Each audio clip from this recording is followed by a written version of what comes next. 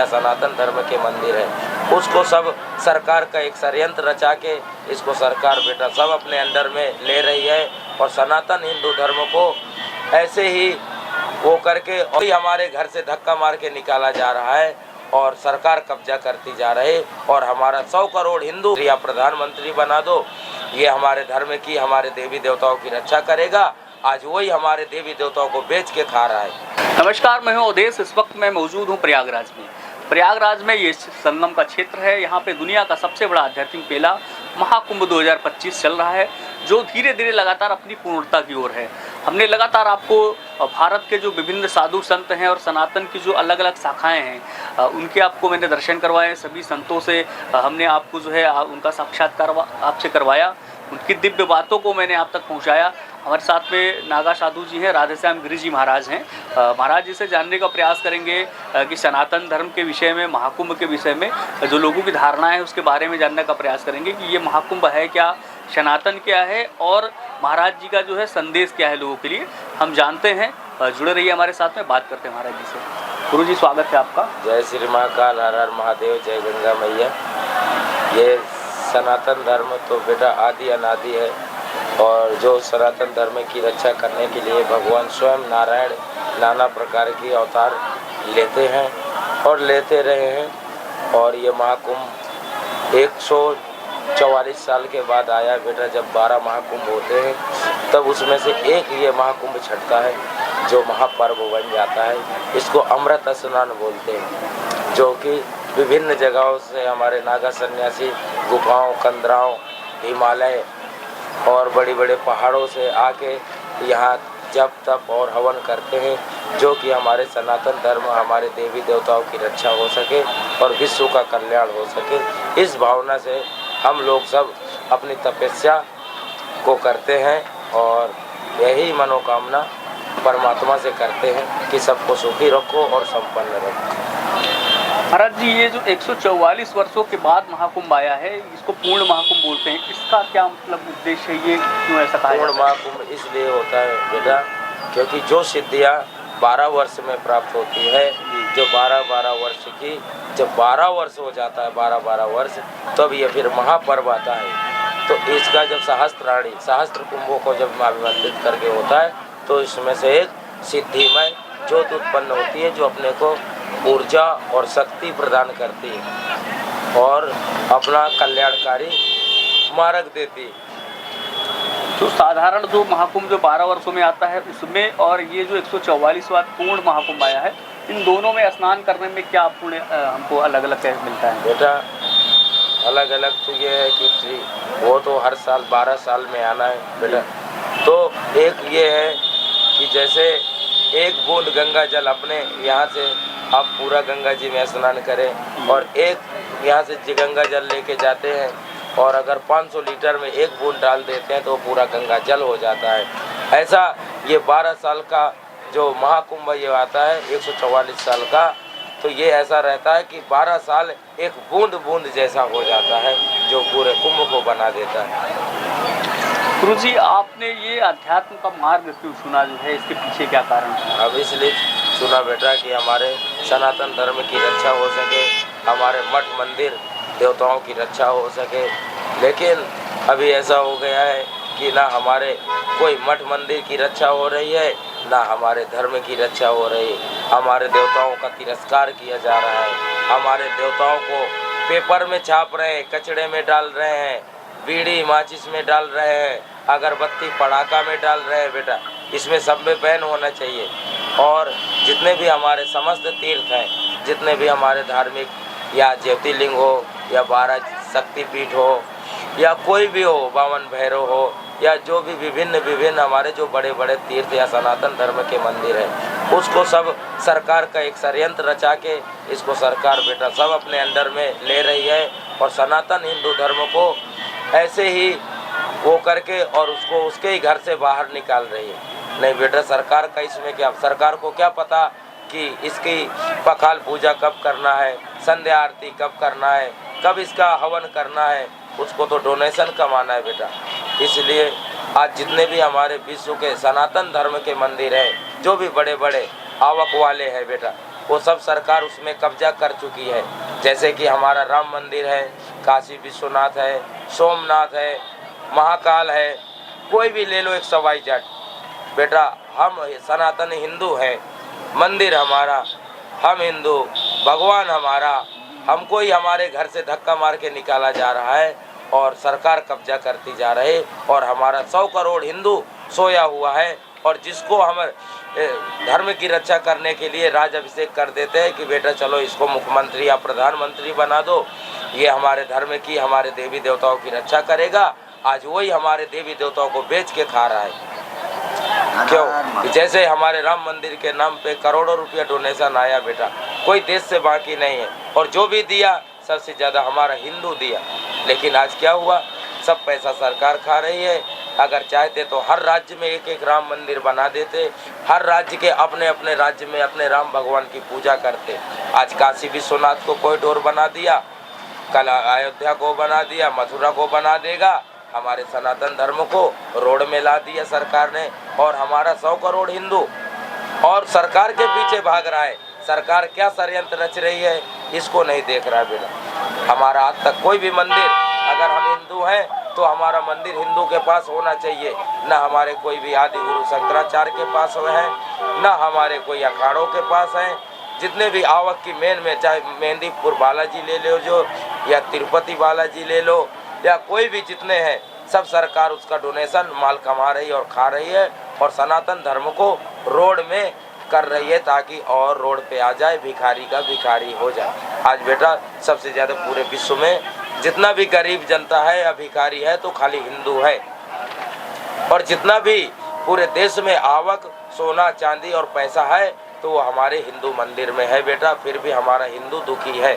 अगर ये हमारे हिंदुओं के पास होता, राम मंदिर है, काशी विश्वनाथ है, नेपाल पशुपतिनाथ है, या हमारे कोई भी ज्योतिर्लिंग भैरव मंदिर, या कोई भी हरसिद्धि मंदिर, या कोई भी हमारे सनातन धर्म के पावागढ़ अंबाजी, या कोई भी, अगर ये सनातनी हिंदू है, हिंदू धर्म राष्ट्र घोषित करने के लिए तो बात कर रहे हैं बड़ी बड़ी, हाँ बाघेश्वरी धाम, ये धाम वो धाम, पर इनको ये नहीं पता बेटा कि ये लोग अपने धर्म को बेच रहे हैं, अपने धर्म को बेच रहे हैं। इनको ये नहीं पता, पहले तो हमारे घर का, हमारा घर बचना चाहिए, क्योंकि बाहर से अगर हमको भगाया जाएगा तो हमको घर में छिपना पड़ेगा, और हमारे पास घर ही नहीं रहेगा तो हम कहाँ जाएंगे भाग के। आज हमारे जितने भी मंदिर हैं 100 करोड़ है, हमारे हिंदू भाइयों से निवेदन है कि जल्द से जल्द जितने भी मंदिर है, कोई भी सरकार नहीं, कोई भी प्रशासन नहीं, हमारा सनातन की सरकार, सनातन का प्रशासन, धर्म की हम रक्षा करेंगे, धर्म हमारी रक्षा करेगा।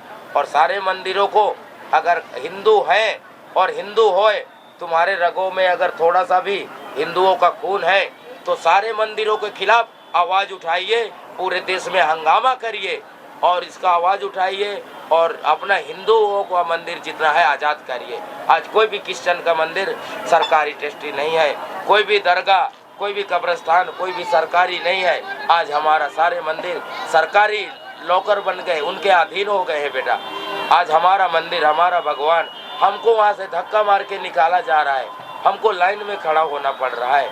हमारा भगवान, हमारा मंदिर जिसके लिए हमने पूरा जीवन सौंप दिया, आज उसमें हमको भगवान का 10 मिनट दर्शन नहीं करने दे रहे, प्रशासन वाले धक्का मार के निकाल रहे हैं और बोल रहे हैं सुरक्षा कर रहे हैं। तुम्हारी क्या सुरक्षा कर रहे हैं? हमारे घर से हमको भगा रहे हो, हमारे भगवान के सामने हमको खड़े नहीं होने दे रहे हो, और बोल रहे सुरक्षा कर रहे हैं। डोनेशन कमा रहे हो, पैसा कमा रहे हो। इसलिए हमारे जितने भी सनातन धर्म के मंदिर हैं वो सब हमारे अखाड़ों के पास आना चाहिए, हमारे शंकराचार्यों के पास आना चाहिए, हमारे विश्व हिंदू परिषद के पास आना चाहिए, हमारे बजरंग दल के पास आना चाहिए, हमारे आरएसएस के पास आना चाहिए, हमारे मातृभूमि सेवा संगठन के पास आना चाहिए।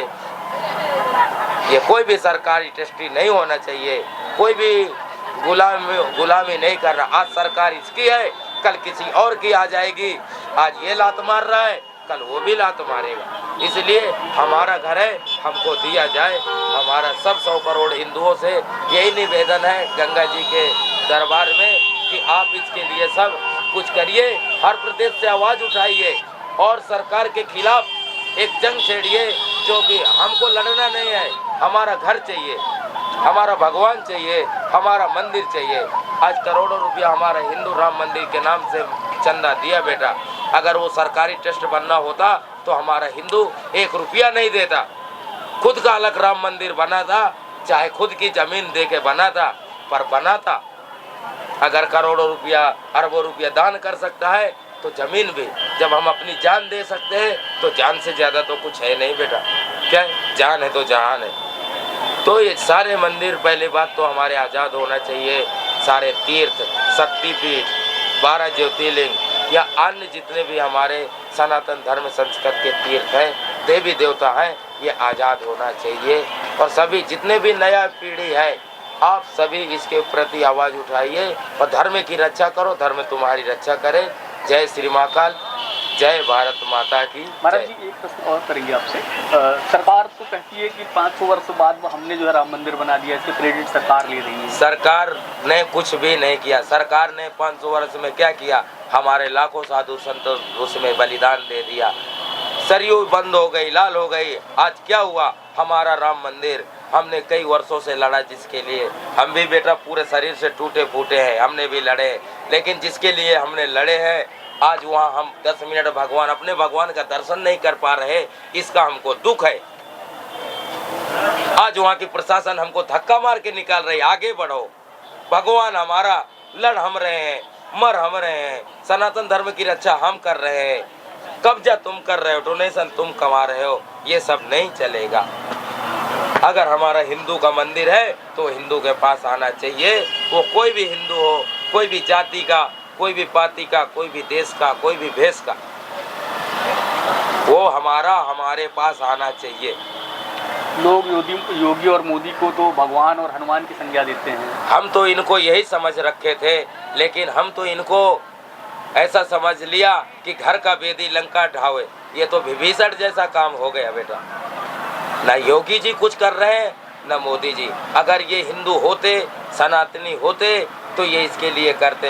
हिंदू राष्ट्र घोषित करने के लिए बेटा ये बड़ी बड़ी आवाज़ उठा रहे हैं, बड़ा बड़ा वो कर रहे हैं, लेकिन इनको ये नहीं पता कि हमारा हिंदू जितना भी सनातन धर्म का जितने भी तीर्थ, जितने भी मंदिर, आज वो हमारे पास नहीं है। आज हमारे भगवान, हमारा घर, हमारा मंदिर हमारे पास नहीं है। आज बद्री केदार जितने सब सरकारी बना दिया। आज तुम्हारी सरकार है बेटा, तुमको हम मानते हैं कि तुम राम हो, लक्ष्मण हो, हनुमान है। कल कोई और आ जाएगा, वो राम लक्ष्मण हनुमान बनेगा, वो भी गाड़ में हमारे लात मारेगा और भगा देगा। आज तुम भगा रहे हो, कल वो भगाएगा। हमारी कई पीढ़ी ऐसे भागते हुई बीत जाएगी और हमारा धर्म विलुप्त हो जाएगा। इसलिए हमारे धर्म को जागृत करने के लिए, धर्म की रक्षा करने के लिए हमने शास्त्र और शस्त्र दोनों को संभाल रखा है। समय आने पर हम शास्त्र से भी लड़ेंगे और समय आने पर हम शस्त्र भी उठा सकते हैं। एक बार क्या, हम 1000 बार भी मर के धर्म की रक्षा करेंगे और करते रहे और करेंगे। इसलिए हमारा योगी जी से, मोदी जी से, अमित शाह जी से, राष्ट्रपति जी से, सभी से निवेदन है कि हम छोटे मोटे साधु हैं, हमारे जितने भी साधु, अगर आप हिंदू हो, सनातन धर्म के हो, अगर तुमको छोटा सा भी एक बूंद भी अगर तुम्हारे हिंदू का खून है, तो तुम हमारे जितने भी तीर्थ, जितने भी मंदिर है, ये सब हमारे मठ मंदिर, हमारे शंकराचार्य या अखाड़ों को या विश्व हिंदू परिषद को या आरएसएस को या बजरंग दल वाले को, किसी न किसी हिंदू को दो। आप हिंदुओं को रोड में मत लाओ, आप हिंदुओं को इस्तेमाल करके मारो मत। आप योगी जी हो या मोदी जी, हम आपसे बहुत नाराज हैं। क्यों? क्योंकि आपने राम मंदिर को सरकारी ट्रस्ट बना दिया, उसका हमको बहुत दुख है। काशी विश्वनाथ को आप सरकारी टेम्पल बना दिया। आज हमारा हिंदू रोड में भिखारी होता जा रहा है और सरकार माल खा के दूसरे देश में डोनेशन दे रही है। अगर मोदी योगी तो कहते हैं कि हमारा परिवार नहीं है, हम झोला उठा के हिमालय चले जाएंगे। बेटा, इनका इतना बड़ा परिवार है कि बेटा अगर इनका परिवार नहीं होता तो ये सनातन धर्म के लिए कुछ करते। हमने इनके लिए कई तपस्या किया, कई यज्ञ हवन किया कि यही आना चाहिए। साला महीना भर अन्न जल का ग्रहण नहीं किया कि ये जीतना चाहिए।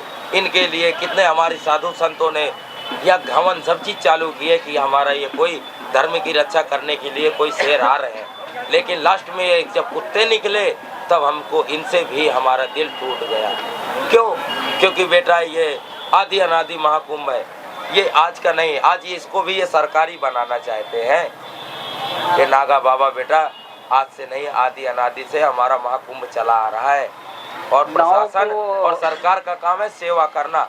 आज इनकी गलती से आज हमारे लाखों जनता मर गई बेटा, आज इनकी लापरवाही नहीं होती। आज जिसका माँ बेटा बच्चा मरा है उसके दिल से पूछो, आज इन्होंने मीडिया के सामने 2 आंसू रो दिया तो बोलते कि बहुत बड़े दर्दी हो गए। अपने घर का 2-4 को मार के देखो तब पता चलेगा बेटा दर्द क्या है। क्या है, आप योगी जी हो या मोदी जी, आप धर्म की रक्षा करो, धर्म आपकी रक्षा करे। अगर कोई भी नेता हो बेटा। एक अंतिम प्रश्न करेंगे आपसे।